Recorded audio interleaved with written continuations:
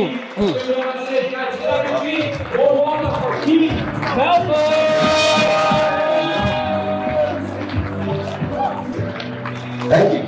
Thank you. I want to talk about how action cures fear. That's what Brian wanted me to talk about, and I'm talking about it because it's true. But I would get upset and frustrated when people would tell me to take action, because taking action can end you up working 100 hours a week in burnout and exhaustion, amen? Yeah. But action does cure fear, and I've learned some amazing things in 2020 and 2021. These last 2 years have been crazy. But I want to go back to the one-bedroom apartment. I always go back to the one-bedroom apartment. I had gotten this tiny little landscaping business off the ground. I was sick and tired of working these dead-end landscaping jobs for other people, making other people money. I didn't know my worth. I didn't know my what? Worth. And I didn't believe in myself. And when you don't believe in yourself, it doesn't matter how hard you work or how hard you try or how many gurus you listen to. It doesn't matter, because when you don't know your worth, you're taking action based off of fear. And there's two different types of motivation. There's fear motivation and incentive motivation. Fear motivation being what you're running away from, and incentive motivation being what you're running towards. We're in this tiny one-bedroom apartment. I got out of the dead-end landscaping job. I actually got fired from that job. I fired from a lot of jobs because I couldn't work for anybody else. So we're in this one-bedroom apartment, 3 years, toiling, embarrassed. The walls are closing in on my wife and I felt ashamed of myself. I still didn't believe in myself, and we were looking for houses. The credit score was in the toilet.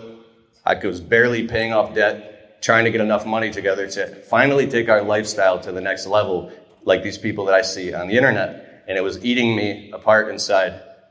And I remember after 5 years now of breaking promises to my wife and my family and my little dog Miko, if you see him in the videos, we were so frustrated and fed up, we started going around and looking at homes. Couldn't afford them, so what's the next best thing? A 2-bedroom apartment. Luxury condos, they call it. So we're looking at 2-bedroom apartments. I'm leaving job sites at 3 p.m. She's calling me. We're going to look at these apartments. I'm scared. The walls are closing in on us on this 1-bedroom apartment that we're in. And we walk into this place called Kennedy Avenue. And when we walked in there, I'm walking around with my wife. I'm like, oh my God, am I even worthy of this? Should we take this action? I'm in fear. I had a little bit of money in the bank, but the rent was double of what we were paying in the apartment. And I grew up listening to people like Dave Ramsey and listening to all these guys, even Robert Kiyosaki saying, don't count your chickens before they hatch. Don't spend what you can't afford. Make sure you have money for a rainy day. And so the math always told me, based off of my current belief system, that it was impossible to move into this new place. So we walk around Kennedy Avenue, and it's like, it was a dream come true to me because there was 2 bathrooms. Anybody here is married? And I remember in Freeway Drive, that tiny 1-bedroom apartment off the freeway where we lived, you could hear all the traffic every night, all day long. It got to the point where I was like, this traffic, it was literally off a freeway. That's why the rent was so cheap. I had a buddy who lived there too. He was one of my best friends.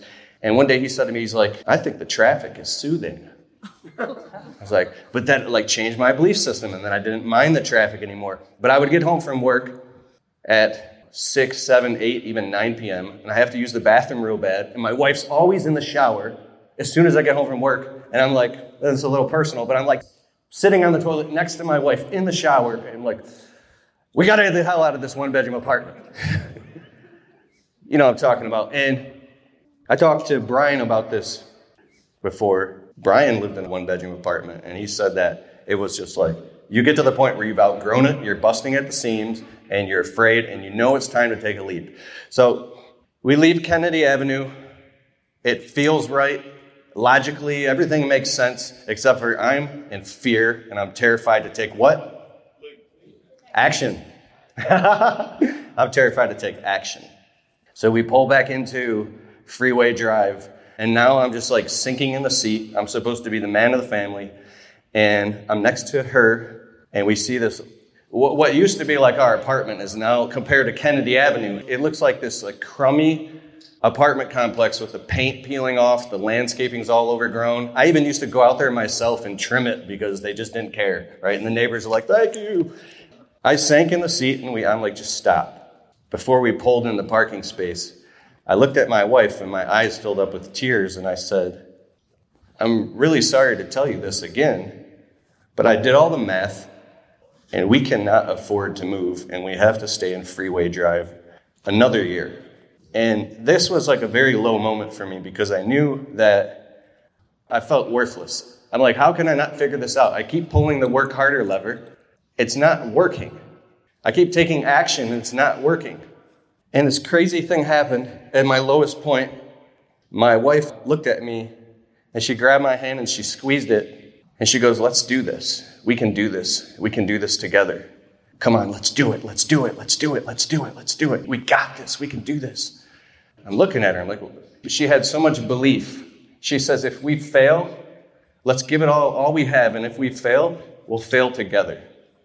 And that moment, I knew that she was 100% on my side.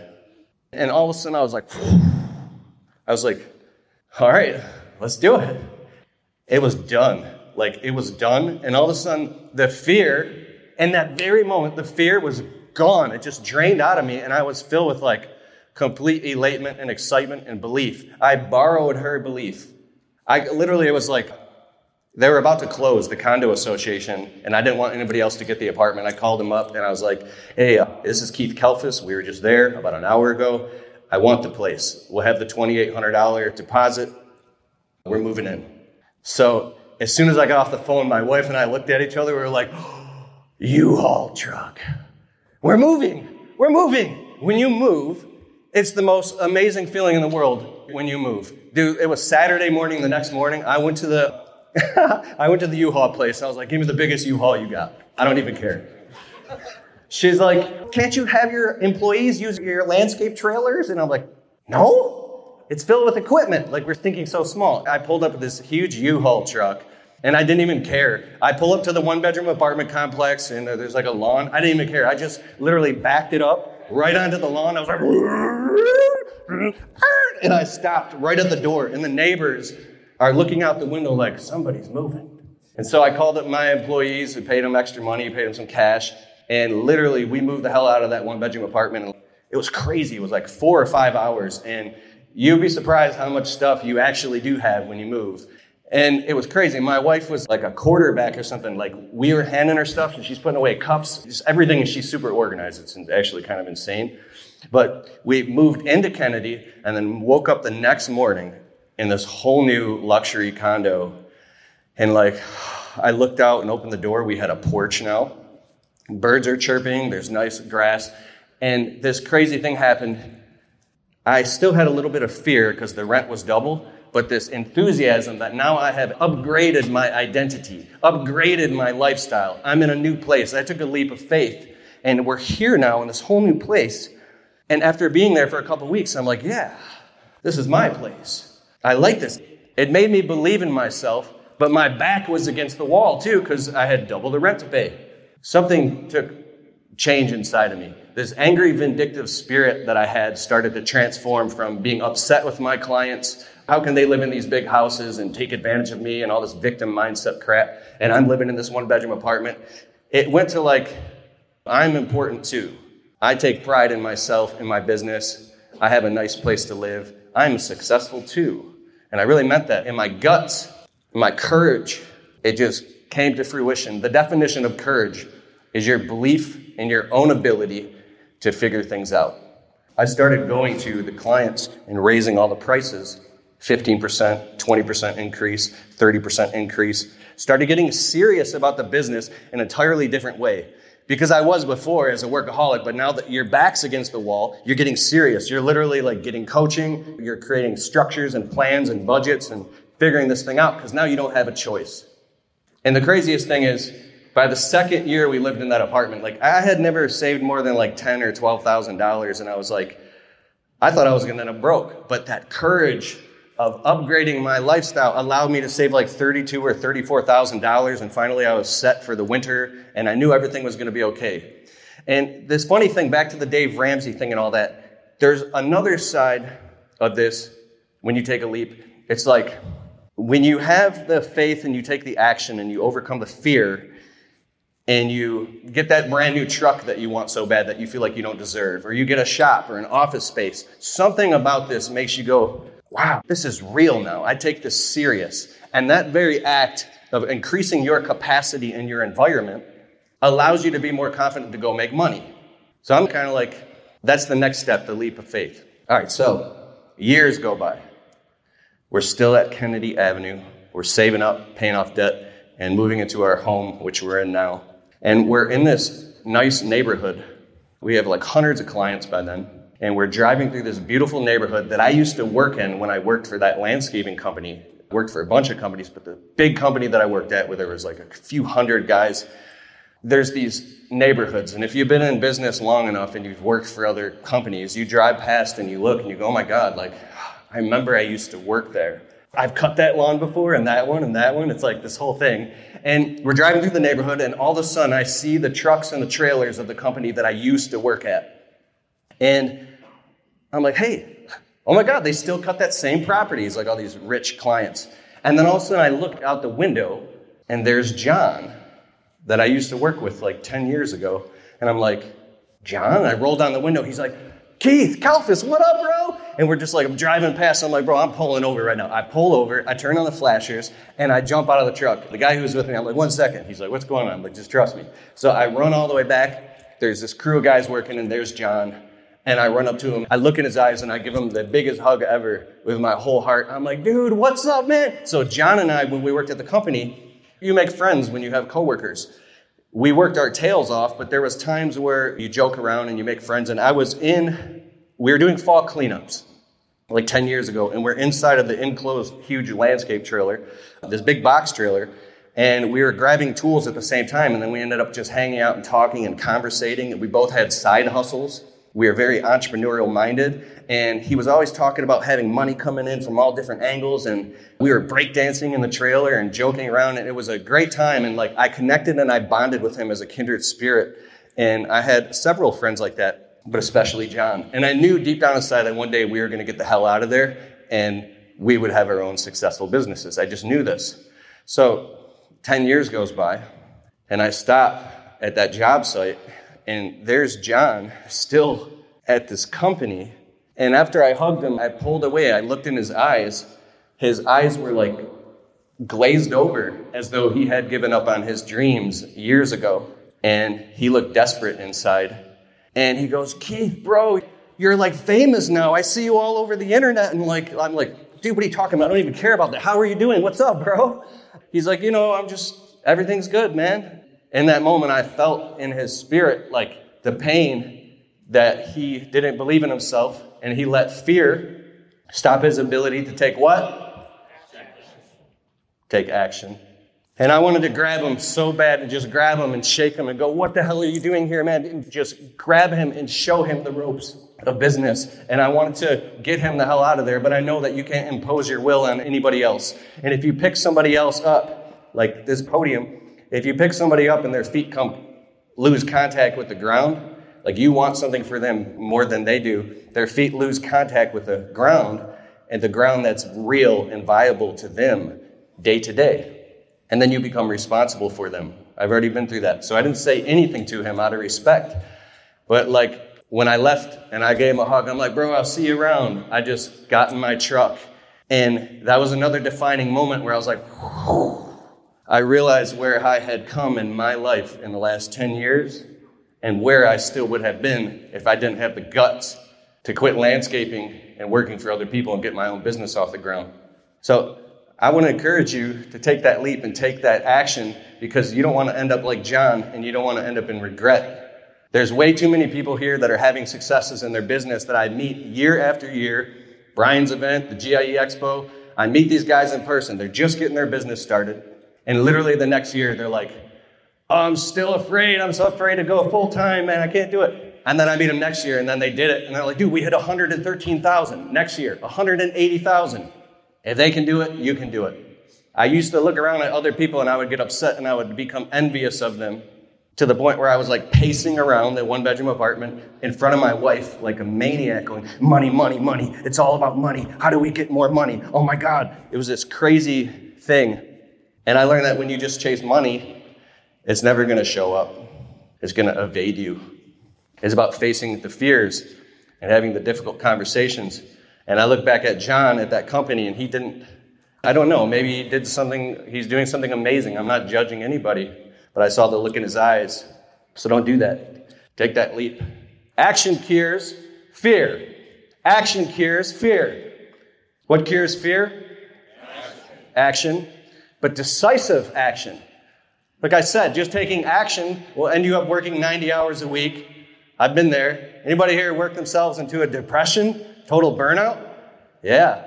Stick around as Keith returns with more of the Untrapped podcast in just a moment.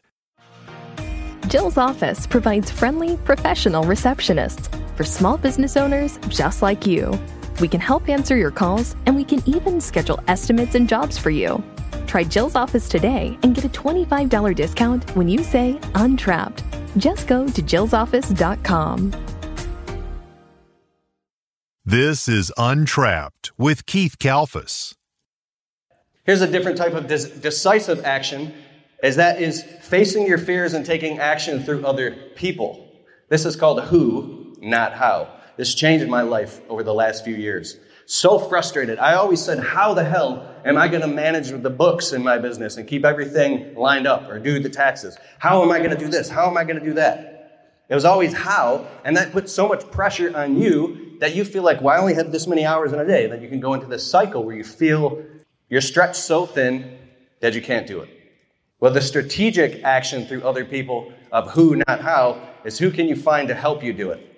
There's a saying that I love, where you'll be in 5 years is directly correlated to the people you associate yourself with, the books that you read, and the difficult conversations you're willing to have. I think some of us are afraid to have difficult conversations. I know that I am.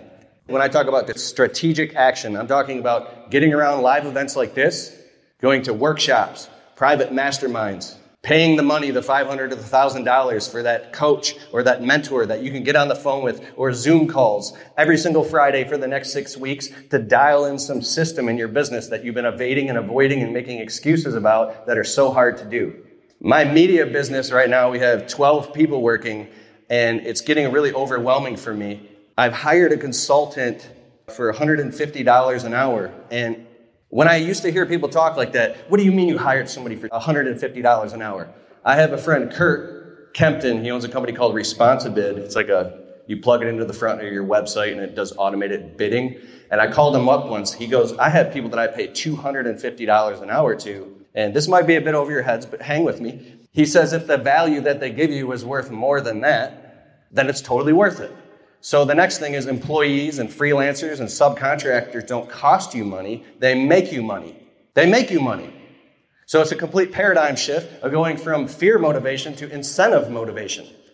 When I don't like to make decisions until my back is up against a wall and I'm so frustrated that I feel like I have to take this action because I'm so sick of being in fear that I know that it's not ever going to change until I just finally take that painful action. But action cures fear. So about the consultant, $150 an hour. I go through there's something called Upwork.com. I went through 30 different people, analyzed all their profiles for a specific skill set to build these systems into my media business. And then I narrowed it down to 20, then 10. Then I interviewed 5 people. And this one lady, she had the exact skill set that I needed. It was a perfect fit. So when I do these hour-and-a-half Zoom calls every single Friday, it's not $150 an hour every single hour a day. This is a consultant. They're compressing time for you.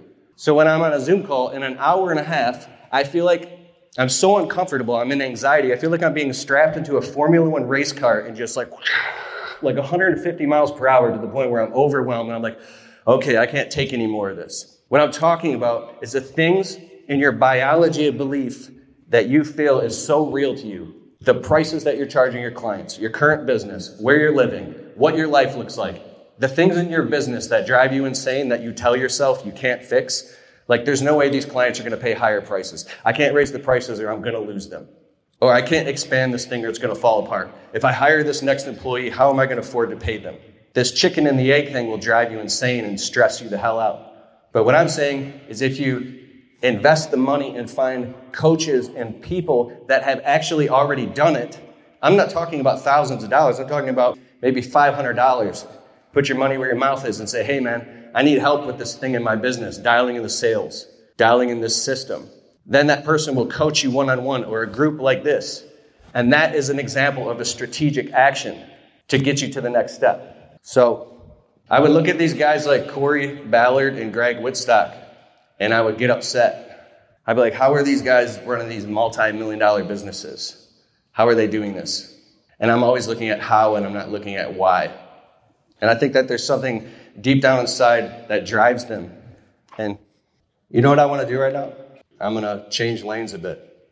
I think that there's this thing I'm obsessed with called a stable datum.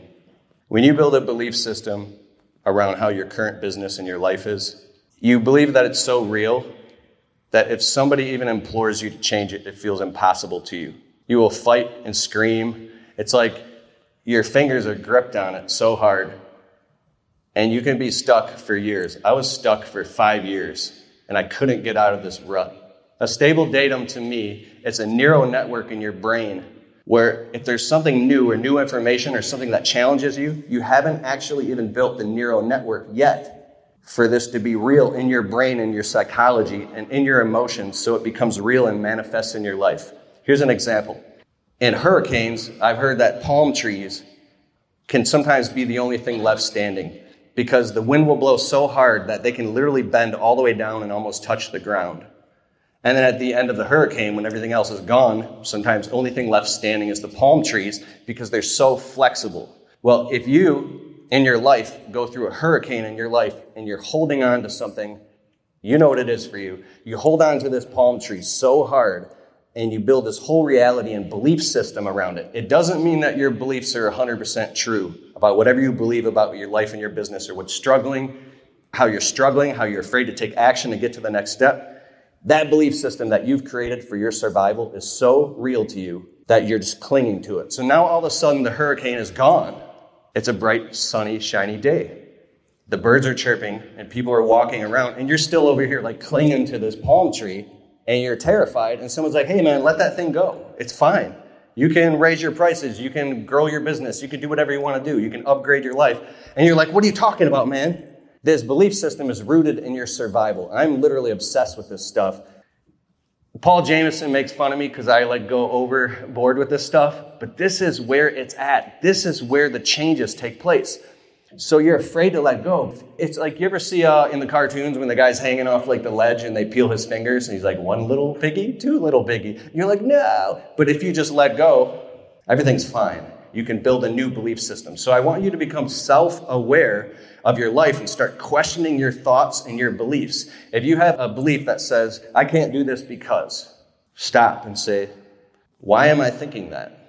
Did somebody put that thought in my brain? Is this a story that I'm telling myself that's making me not take action? Is it just a story? Can I find somebody else who's actually done the thing? You will have massive breakthroughs when you get outside of that and start analyzing your own thoughts. There was one other extremely important point I just wanted to bring up. I was at dinner with Corey Ballard last night. We went to Buffalo Wild Wings, and Corey was all fired up, talking about his business and how excited he is. And it was really awesome. The second we got together, we were just talking nonstop. And Corey said something amazing to me. I just think it's super impressive. The guy's built 2 multi-million-dollar businesses. He has all this stuff going on. And when you get one-on-one time with a guy like Corey, you just want to grab him and say, how did you do this? How are you doing this? Tell me. And when I asked Corey, he's like, it's just built into his DNA. It's who he is. He wants his company to be the best. He wants Ballard products to be the best. He's obsessed with this. He's a workaholic, and he loves what he does, and he's passionate about it. But then I start drilling deeper and asking him, but what was the moment you made the decision to do this? And then the more I drill deep, the real question is, how the hell do you believe in yourself so much? Because that's the real question. How do you believe in yourself so much? The most successful people I know, they have this belief in themselves that's so strong that they're willing to face their fears and take action. What's it for you? For me, it's my own mortality. It's knowing that I'm going to die one day without leaving a legacy. It's picturing my tombstone and my gravesite. You're going to die. It's looking at the people that I love that didn't make anything out of their lives and sit around and complain and make excuses all the time. It all goes back to belief, and it all goes back to facing fears and taking actions. So what are you going to do when you leave here? You're going to take what? Action. You're going to face your what? Fears. Action cures fear, and fear is cured by what? Action. By what? Action. By what? Action. By action. Thank you. All right, guys, thank you so much. I really appreciate it. I care about all you so much. I feel like I'm with my people right now. I love coming to these events, and I am with my people. You guys are incredible, and there's so many familiar faces. If this is your first time here, keep coming back and come back year after year, because this is the place where your business grows. This is the place where your fear is faced, and this is where you take action. If you want things in life, they're literally right within your grasp.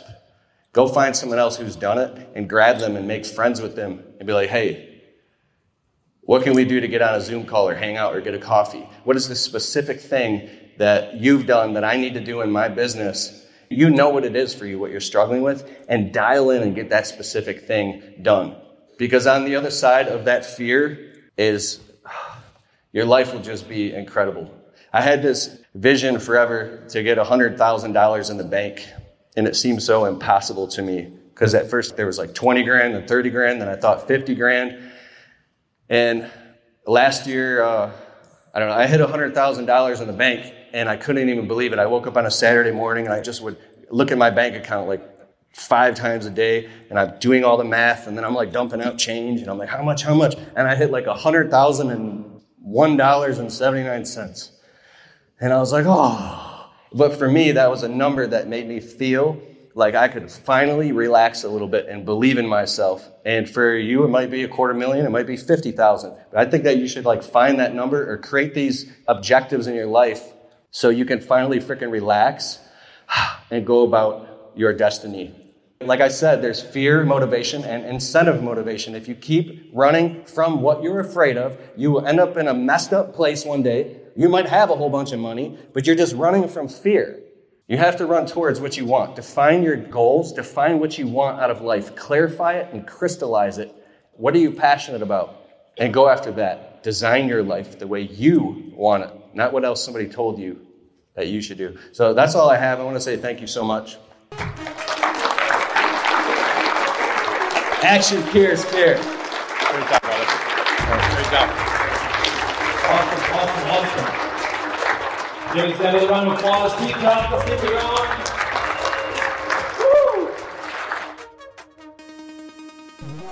All right, guys, thank you so much for listening to the Untrapped podcast. Please share this episode with somebody you think it will create value for. And we're quickly moving up the rankings in iTunes in the category of entrepreneurship. So if you could please just take a quick moment to click the link below or just go to the iTunes store and type in Untrapped Podcast. And please take a moment to leave us a well-written, positive 5-star review. It would mean so much, and it really, really helps the show. And as always, you can go to my website, keithkalfas.com, to learn more. Or you can go to my podcast page on keithkalfas.com/podcast. All right, I'll see you in the next episode.